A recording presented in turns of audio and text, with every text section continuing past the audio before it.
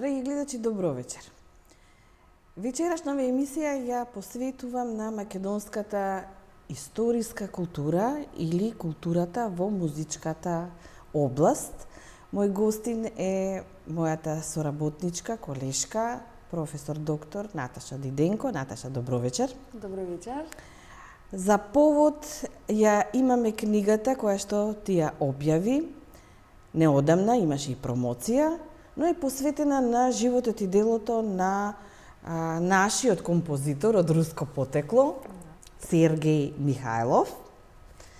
Јас си ќе ја покажам кон камерата, кој што фактички дело, проследувајќи ја неговата и животна и професионална врвица, ни го представуваш човекот кој што е заслужен не само за развојот на музичката култура во градот Штип, но и воопшто во Македонија. Точно така. Од оно што можев да го прочитам од книгата, ова представува прво целосно дело кое што се занимава со творештвото и животот на овој великан музички, иако постојат некои фрагментарни дела кои што се однесуваат на некои моменти или од професионалниот или пак од неговиот биографски дел, меѓутоа ова представува една целосна сеопфатна монографија кон овој човек кој што се вградил во историјата на културната историја, музиката во Македонија, а да не пропуштам и тоа фактот дека ти си по специјалност музиколог и ми спомна имаш уште една потесна специјалност, тоа е проучување на културната историја на Македонија. Така, на културната историја на Македонија. Бидејќи не така често работиме теми од оваа област, јас сепак би те замолила да ни го представиш накратко животниот пат и творештвото на овој голем човек. Како пристигнува тој во Македонија? Значи, Сергеј Михајлов е роден 1885 година во Харков, во тогашната Руска империја, во богато аристократско семејство. Во тие богати семејства на кои што припаѓа овој неговото семејство, уште од периодот на Ренесансата било вообичаено во семејството секој да свири на некој музички инструмент и нормално да ја познава музичката азбука, нотните символи и знаци. Неговиот татко, Николај, бил акционер и функционер во неколку банки и кредитни заводи и затоа имале повисок социјален статус. Инаку тој од првиот брак имал една ќерка, потоа се оженил со мајката на Сергеј, која што починала само тој кога имал 5 години. Музиката во нивното семејство, љубовта кон музичката уметност ја пренесува нивниот татко, кој што првен ја пренал на неговата сестра, која што подоцна се покажало дека дала најголем придонес во развивањето на љубовта кон клавирот и музиката воопшто кон Сергеј Михајлов. Таа додека свирела, тој се привлекувал под клавирот и неосетно заспевал. Формалното музичко образование го започнува во 1893 година во класата на пианистката Елеонора Ласевицка, првин како земо приватни часови, меѓутоа по отварањето на незиното музичко училиште продолжил да посетува како редовен ученик на ставата по музичко образование. Тука се случило со уште една трагедија во животот, починува неговата полусестра. Следната 1894 година, бидејќи била отворена комерцијалната академија во Харков, меѓу иницијаторите за отварање на таа академија бил токму и неговиот татко и затоа било неизбежно тој и неговиот помалбрат да станат низини ученици. Меѓутоа 5 години од незината отварање починува и таткото на Михајлов. Така тој покрај прераната загуба, да кажам, на родителите, продолжува да функционира самостојно и превзема грижи и одговорност за својот живот.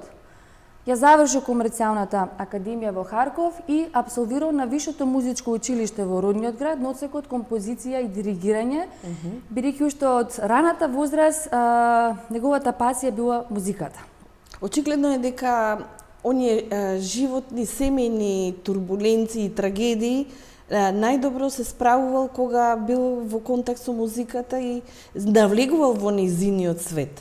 Па токму и затоа по смртта на неговата полусестра, значи тој не го прекина музичкото образование, меѓутоа толку многу навлекол во изучувањето на музичкиот инструмент клавир и затоа добил прекар малиот шопенист, така го именувале како малиот шопенист.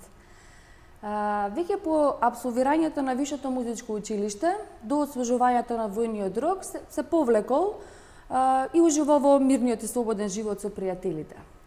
Во период 1906-1907 година, тој доброволно се пријавил да го служува војниот рок, каде што стигнал до чин капетан на руската армија, односно конница.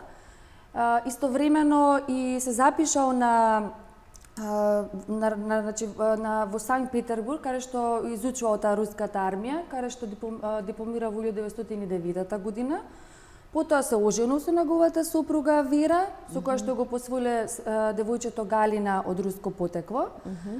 И веќе, потоа бил повикан на служба, по започнувањето на војната, на границата со Австрија, каде што останал до крајот на војната, 1918 година. По завршувањето на војната, тој се вратил во неговиот роден град Харков, меѓутоа непосредно пред навлегувањето на Црвената армија бил приморан со сопругата и кирката да го напушти Харков и се упатиле кон Кавказот. Тука со сопругата се разболеле од тешката инфективна болест пегав тифус и затоа биле приморани да го напуштат Кавказот и се упатиле кон Крим, кој што пак набрзо бил заземен од Црвената армија и повторно тие морале да идат на друго место. Се упатиле кон Мода во Цариград, пристаништето Мода во Цариград. Од тука, влегле во толпата на оние неколку илјади луѓе кои што били испратени во првиот војнички корпус со разни повни средства. И со прифаќање, со добивањето на веста дека во кралството на србите, хрватите и словенците, дека може да ги примат руските емигранти, Сергеј Михајлов со семејството со воз од Солун се упатил кон Гевгелија, од каде што започнува всушност и неговото ново животно поглавје. На тој начин, пристигнува. Да, интересно е што тој во Гевгелија веднаш се впушта во активност, независно од условите кои што се во градот.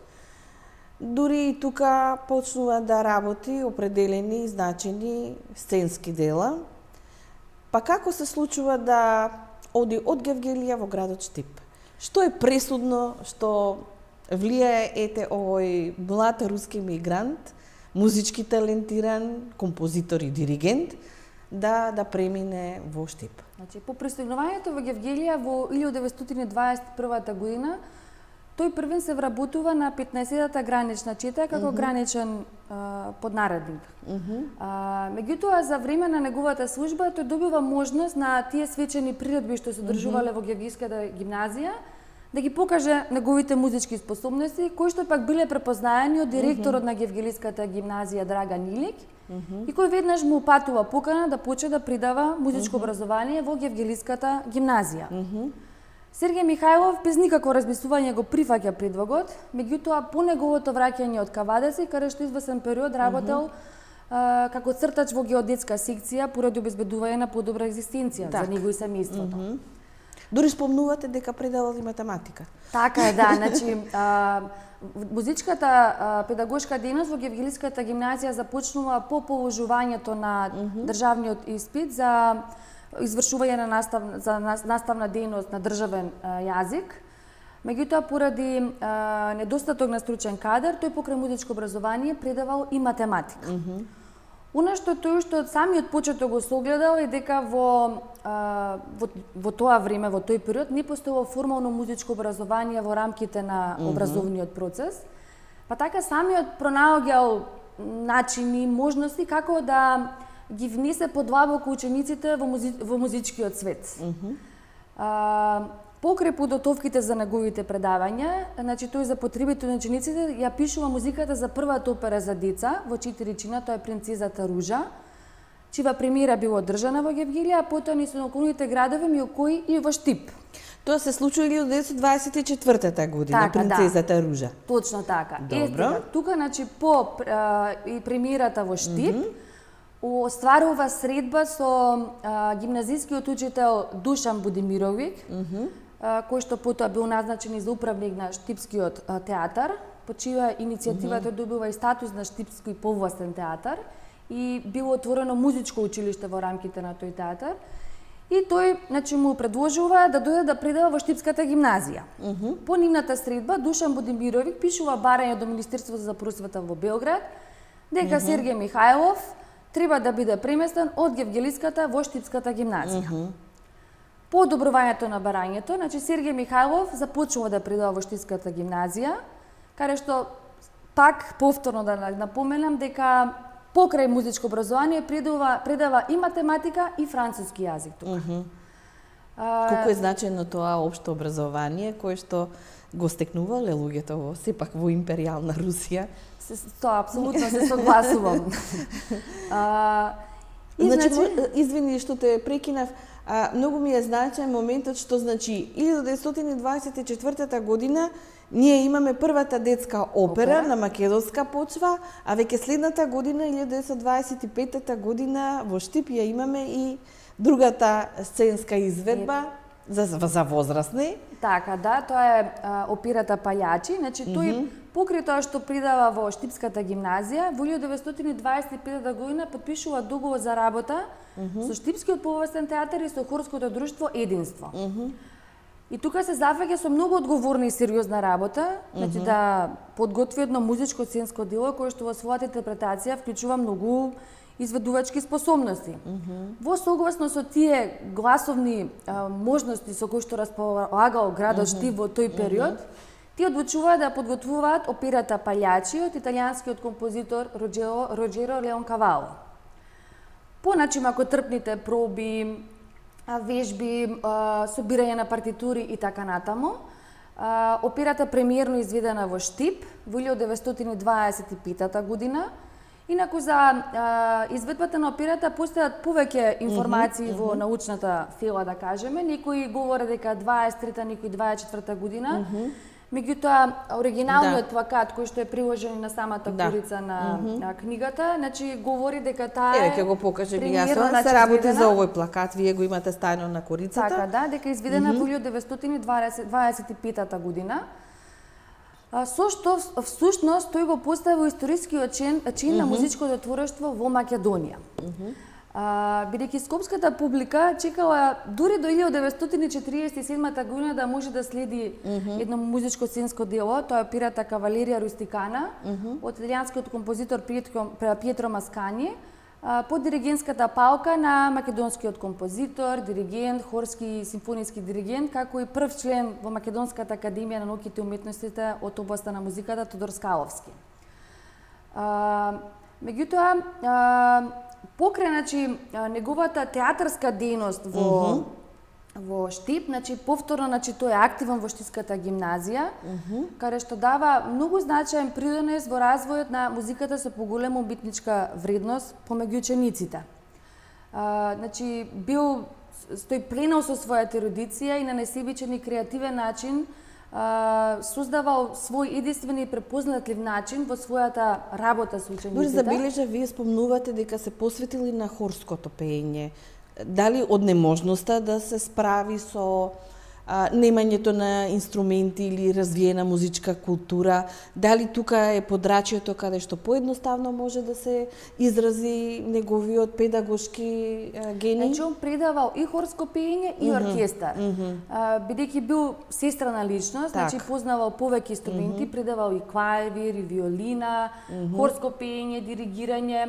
Исто така, значи, раководел со музичката збирка, бидејќи имал големо познавање од музичката, бил музички писмен, музичката уметност воопшто, така да бил повеќе страна личност. Делувал на повеќе области и во Штипската гимназија и во Штипскиот повластен театар, да кажеме.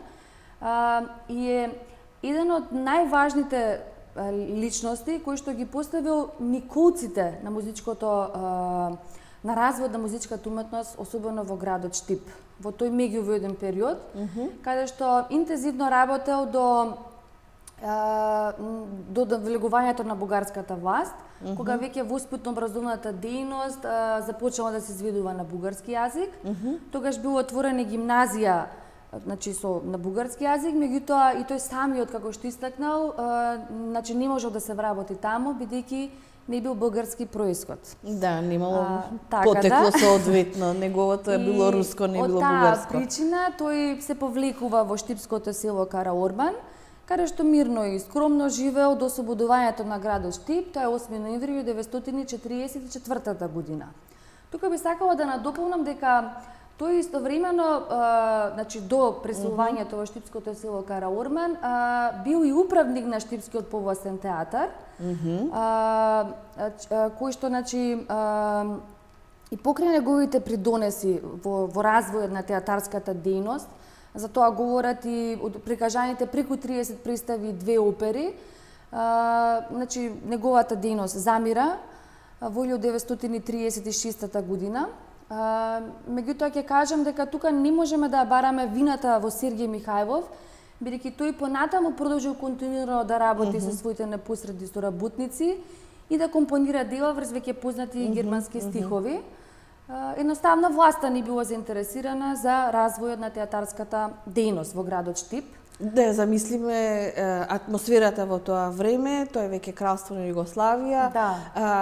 Оваа Македонија, позната тогаш како Вардарска бановина, не можела да преднечи со еден таков музички и културен живот на едно високо ниво. Предпоставувам дека тоа било предвидено за некои други метрополи, за Белград, Загреб, но не и за ова подрачје. Така, и моите предпоставки се во таа насока. Меѓутоа, тој сепак продолжил да ја негува театарската дејност при културно ученичкото друштво Напредок, кое што функционирало до 1939 година.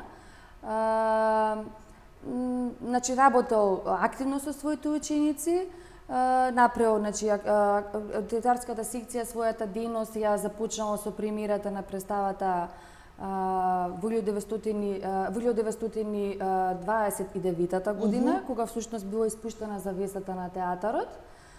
И исто, значи, како и дејноста во Штипската гимназија и дејноста во културно-ученичкото друштво, значи, замира во 1939 година, кога голем број од учениците се вклучуваат во народно-ослободителната борба. Почнува веќе Втора светска војна, така, на големо. Да, некои од нив за жал не ја доживеале слободата, меѓутоа остануваат во колективната меморија на нашата држава. Апсолутно, но многу е интересно веќе по Втората светска војна.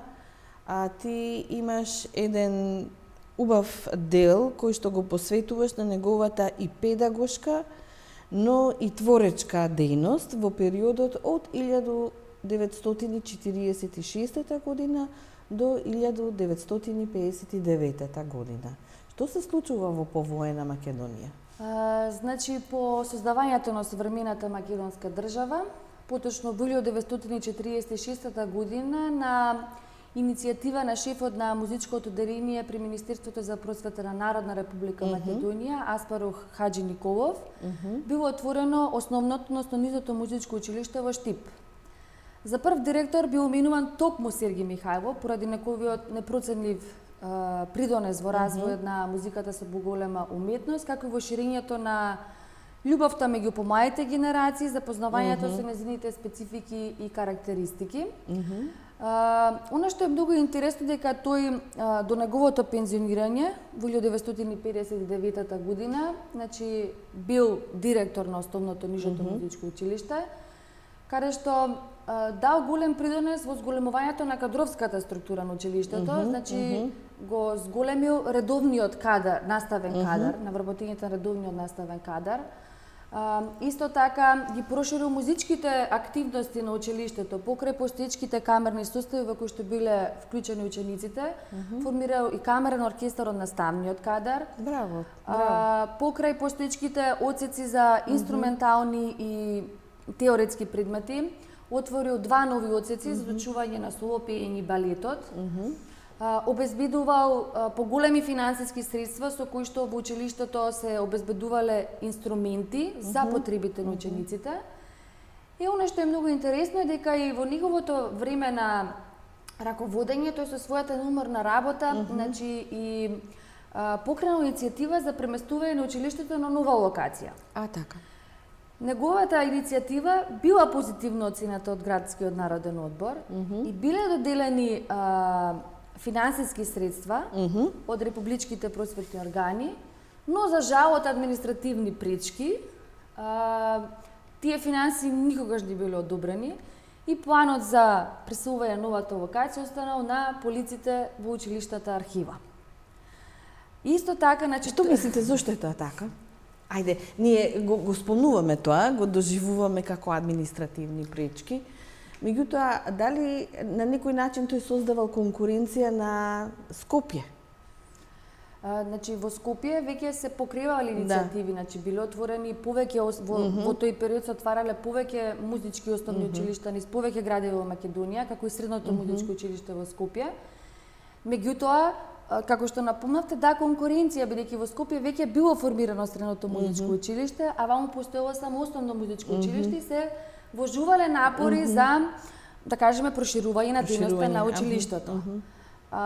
Исто така интересно дека тој додека бил директор и извршува функцијата директор на училиштето, тој континуирано работел како музички педагог. Значи не се откажа од својата музичко-педагошка дејност. Затоа свидетелство ми представуваат и неговите ученици, бројноста на учениците кои што пак се определили музиката да биде нивна животна професија. Мислам дека сега доаѓаме во моментот кога треба да спомнеме за неговата улога во постројувањето на средното музичко училиште, но разгледувајќи ги страниците тука ми се допадна еден момент за неговите ученици кои што завршувајќи ја неговата класа, тие со многу помала образовна ставка се носеле со другите ученици на ширум Југославија. Забележувам дека некои само што завршиле од нижото можеле да се носат и да бидат конкуренција на другите со многу повисока музичка наобразба. Знаете како кога го истражував и анализираме во се уште да кажеме нели целокупната личност Сергеј Михајлов, можам да кажам дека тој од денешен аспект представува профилна личност каков треба да биде еден вистински педагог. Значи, тој покрај неговите редовни часови со своите ученици, согледувајќи ја талентираноста која што ја поседувале некои од нив,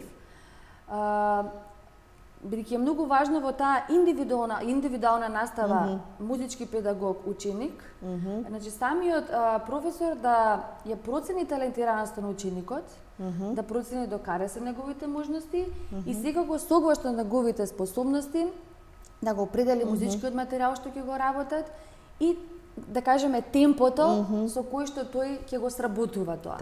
Така да тој, значи, дополнителни часови многу им дава на неговите ученици.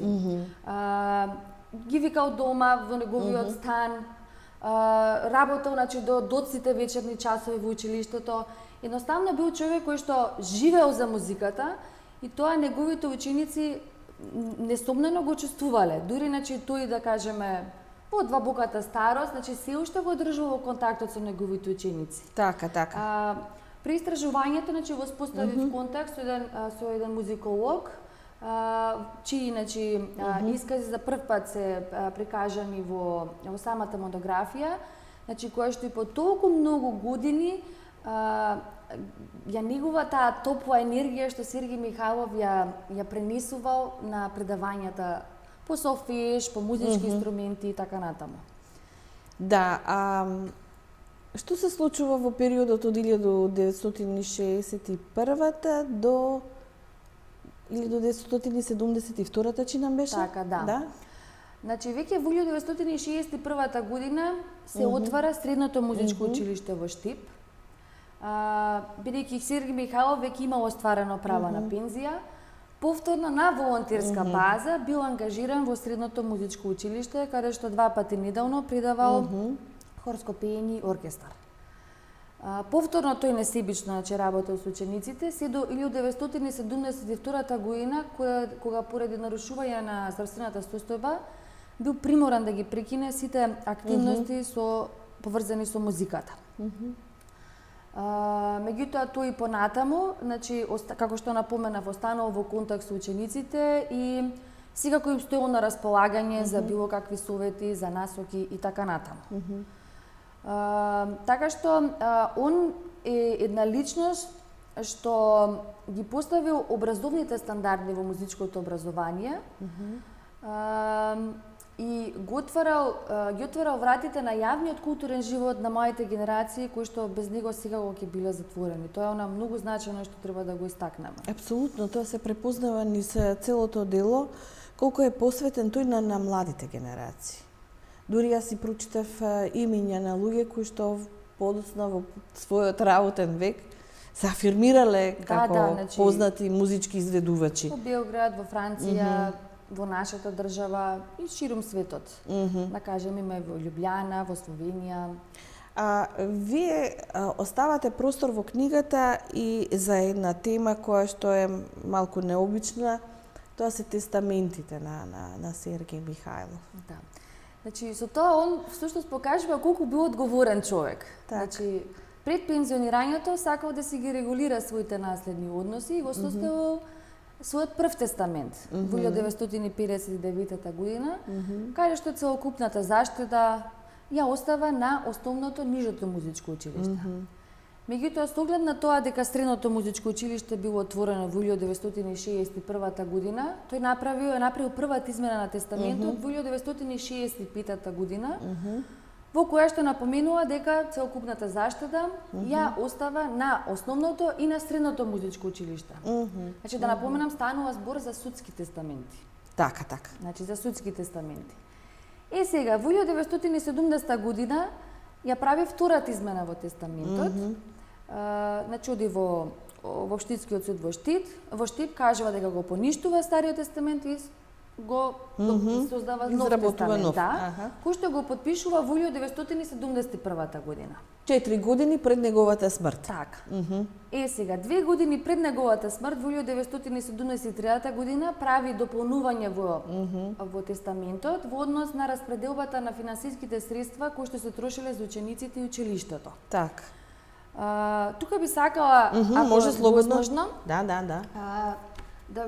Бидејќи има одредени ставки во самиот тестамент кои што Сергеј Михајлов значи ги наведува во тестаментот, па мислам дека е интересно за пошироката јавност да ги дознаеме и другото. Значи вика: целокупниот влог е мојот легат на вечити времиња кои школата нема право да ги троши целосно или делумно, но ќе се користат само со годишниот интерес. А годишниот интерес да се троши спрема следниот план. Под 1. На крајот на секоја учебна година со одлука на наставничкиот совет, а никаков друг орган или лице, се наградат најдобрите ученици од 2, 3 и 4 клас од средното и нижото музичко училиште. Наставничкиот совет ќе одлучи колку ученика ќе награди, како и да одреди паричната сума. Наградувани може да бидат ученици кои научуваат една од следните дисциплини: клавир, виолина, виола, виолончело, контрабас, флейта, обоа, кларинет, фагот, хорна, труба, тромбон и солопење. Инструментите кои не влегуваат во симфониски оркестар, како што се гитара, хармоника, саксофон, баритон, мандолина, џез инструменти за забавна музика или фолклор, ако евентуално бидат воведени во школата, не се земаат во предвид за надградување. Се вика, останатата сума од годишниот интерес може да се употреби за материјална помош на сиромашни добри ученици, за набавки на музички инструменти или поправка на истите, за ноти, стручни книги или учебници и слични предмети кои служат за педагошки цели. И вика, не исклучува можноста да една или двете школи бидат укинати или затворени, како што веќе има случаи во другите градови и републики.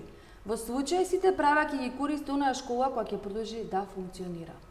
Значи, он предвидел се. Предвидел све. Сега, најголемата трагедија што и покрај неговата ревностност, и покрај тоа што, да кажеме, информациите за неговите тестаменти била обелоденета уште за време на неговиот живот, тестаментите се откриваат 39 години по неговата смрт. Тоа е во 2014 година. Она што е, да кажеме, најмногу значено е тоа што по толку години, голема временска дистанца, се губи вистинската вредност. Вистинската функција на сето она што го оставил. И од тој аспект, од денешна перспектива, можеме да бараме одговорност за ненавременото откривање на тестаментите. Што мислите, што е причината? Зошто тие не се откриени во соодветното време? Дали постои негова намера тоа да биде скриено, па после некако откриено, или? Значи, повторно ќе кажам, станува збор за судски тестамент. Покрај тоа што значи, е составен судскиот тестамент, тој испратил известување до основното и средното музичко училиште, кои што функционираат воедно. Оставил и клуч, значи, оддал и фотокопија. И сега останува прашање дали незаинтересираноста, дали недоволната информираност. Многу прашања се отварат, исто така се отвара и едно прашање во поглед на нашата научна фила, зашто ние тоа Зошто не, да, апсолутно, некако делува крајно незаинтересирано. Што, значи, он самиот, целата своја документација дома што ја посетувал, ја депонирал во подрачното деление во Штип при Државниот архив на нашата држава. Така. Бидејќи и само во дело колку што забележа, вие кажувате дека го темелите на целосниот архивски материјал кој што е во државниот архив. Така да, значи самиот го депонирал и го предал. Затоа викам дека и ние, значи како сами одговорноста ја бараме во нашата научна фила, зашто ревностно не сме ги следеле сите, така, истражувачите, да, секако. Така, значи... Вие спомнавте дека има посвоено ќерка, а дали е ќерката жива во тој период? И значи ќерката Галина, податоците дека се мажи, го добива презимето Кирковска. Значи таа учествува во првата опера Палјачи. Меѓутоа, за жал, за неја се губат многу податоци. И за мене, зборам, кога ја пишував самата монографија, се поставува прашање, например, зошто неговото наследство не го оставил на својата ќерка. На својата ќерка, да, пошто неговата супруга починува 1938 година. Рано починала, да. Така, Долго време е сам.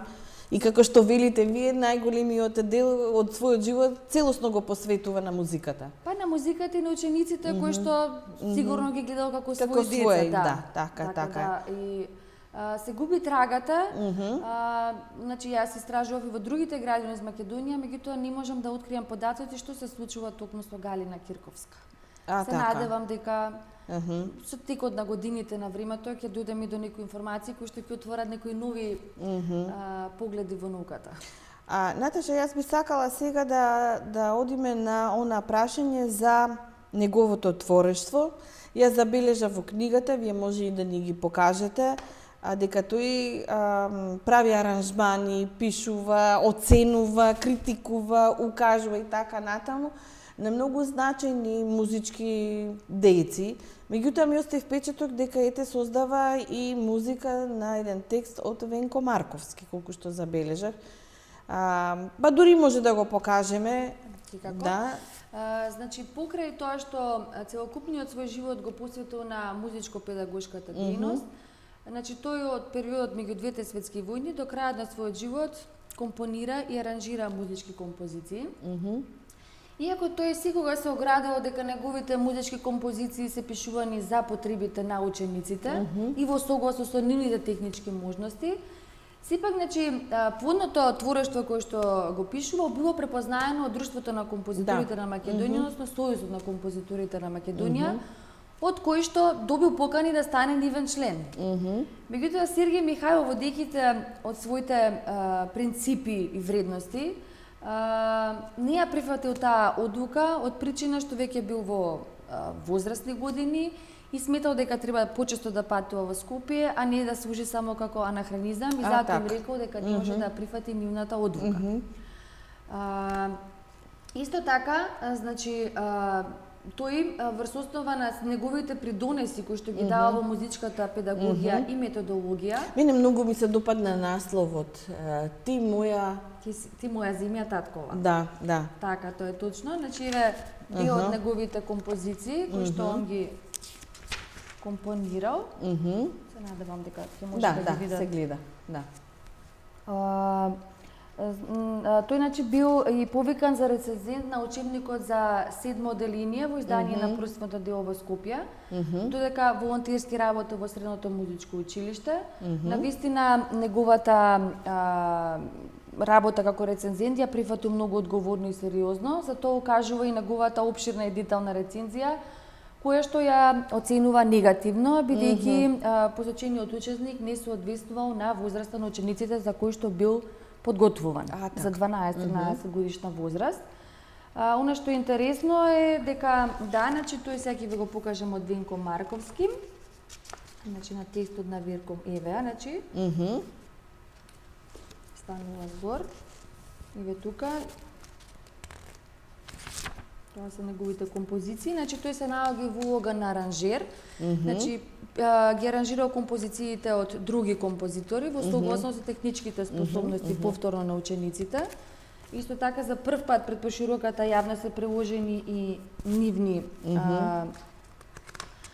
значи факсимили од документите. Така. Со тоа што не само што стануваат подостапни, туку може да ја отворат многу прашања и во музичката, во културната историја, како и за пошироката јавност, бидејќи досега за Сергеј Михајлов навистина е пишувано парцијално или во склоп на други историски настанија, не е офатена целокупната негова личност во општествено политичките и културните настани во времето во кое што живеел и творел.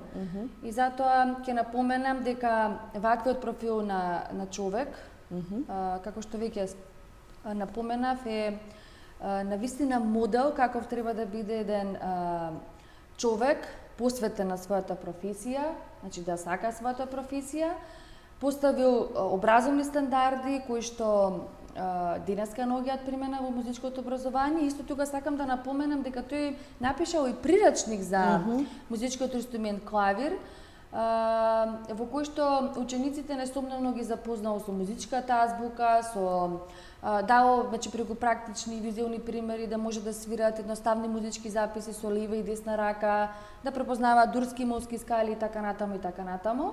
Значи неговиот методолошки пристап и од денешен аспект е преминуван од наставниците во нивната музичка дејност, меѓутоа и е застапен во наставните програми кои што се изработени според концепцијата на Бирото за наука при Министерството за образование и наука, за предметите со фесто елементарна теорија на музиката и пијано, за 9 годишно музичко и балетско образование, така што тој навистина создал еден единствен и креативен начин по кој што останува препознатлив како во минатото, така значи и во денешната перспектива.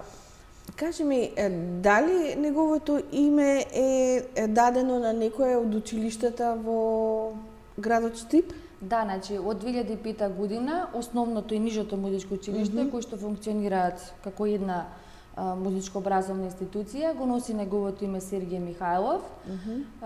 Исто така, значи од десната страна при влизот е поставен неговиот лик, со цел учениците да се запознаваат со стожерот, основоположникот, значи на музичката култура во градот Штип.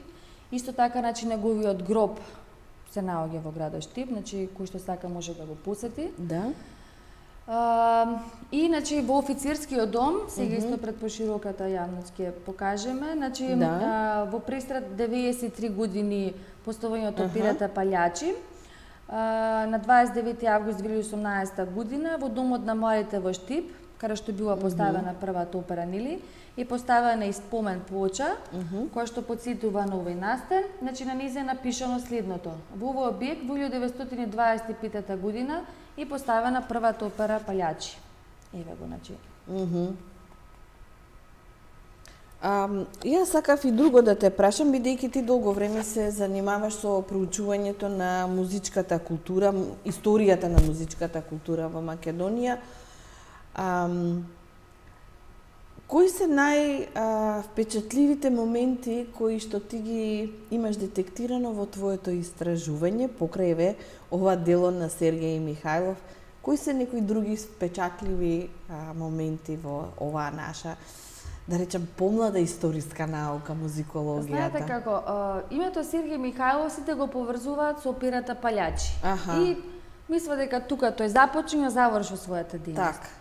Меѓутоа, неговиот најголем придонес всушност е периодот по Втората светска војна, кога тој значи го помага почетниот институционалниот развој на македонската музичка култура, значи ги поставува образовните стандарди, ги отвара вратите на јавниот културен живот на младите, остава, значи, секако големо плодно музичко твориште за кое што до сега пошироката научната јавност и музичката секако, значи, не биле запознаени.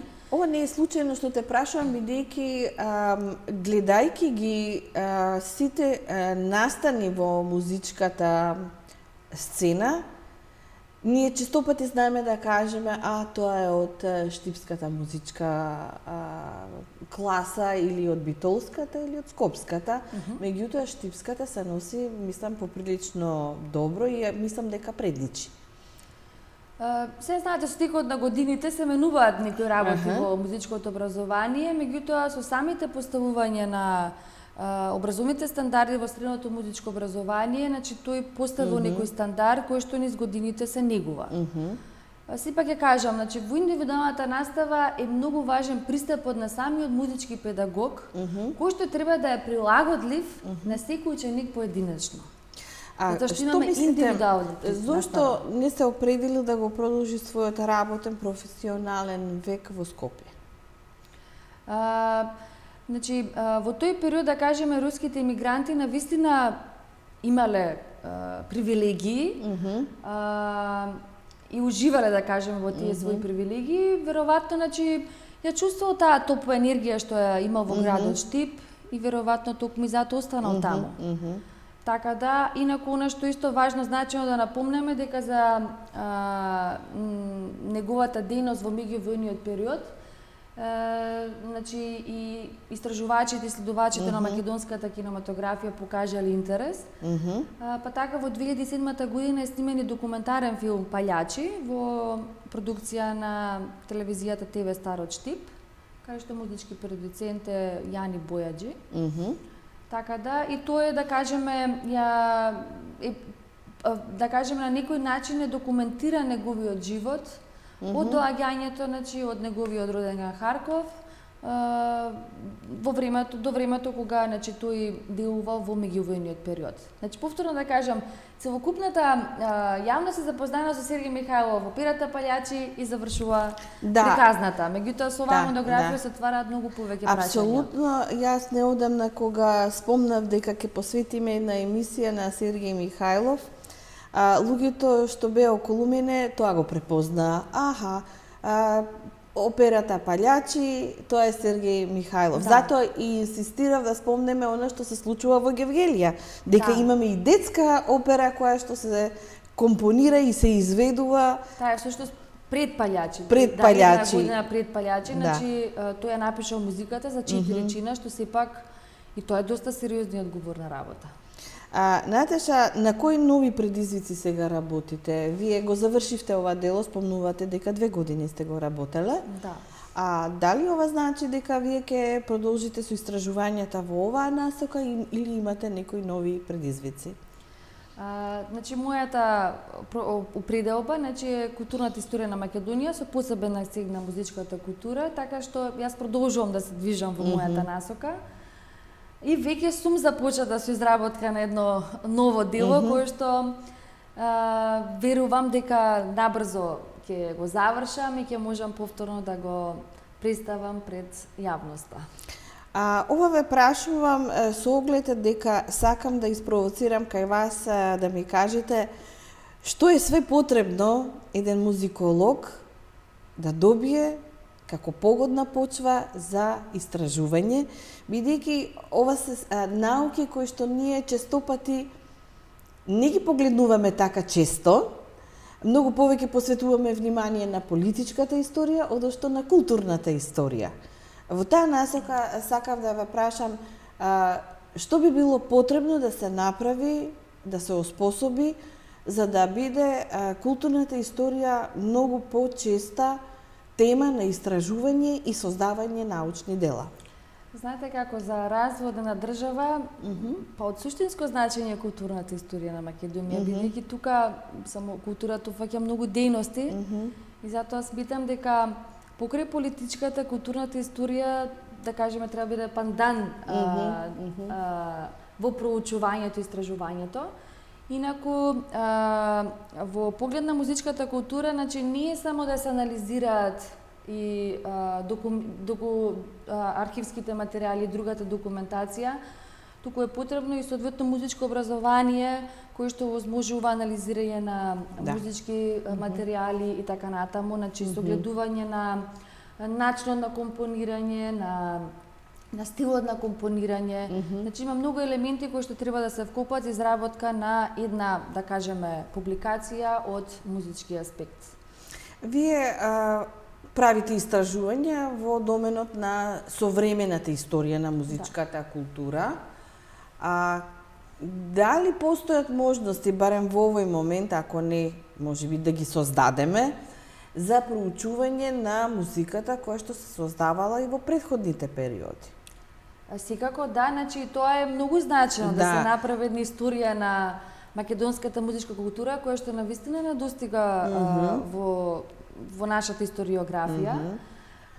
Секако, значи, тука има и други заслужни личности кои што дале придонес во организираниот музички живот во Македонија и за кои што досега за жал, значи, не се издадени, да кажеме, монографски публикации, навистина го заслужуваат тоа. Да, јас случајно пред 2 години работејќи за придонесот на хрватската интелигенција во високото образование во Македонија, забележав колку многу такви интелектуалци дале свој придонес во надградбата на музичката култура во Македонија, така да што претпоставувам дека имаме ние и други луѓе.